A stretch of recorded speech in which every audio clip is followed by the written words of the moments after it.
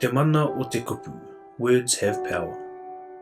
The indigenous people of Aotearoa experienced systemic racism and discrimination through the process of colonisation.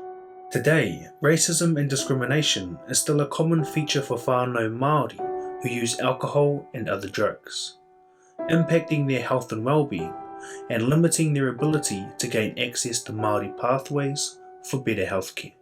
Racism and discrimination often emerges in the form of stigmatising language that shames and belittles, making whānau feel less important and limiting their ability to seek help.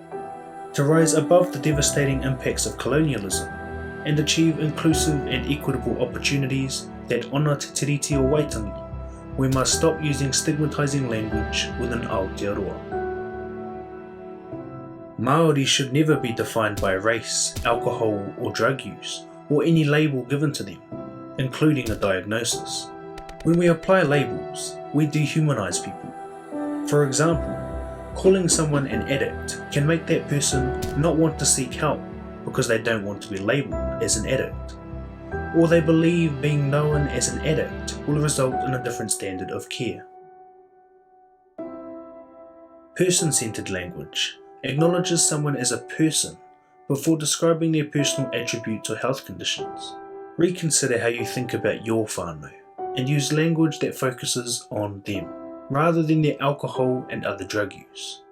Don't use stigmatising language that labels, judges, or stereotypes them.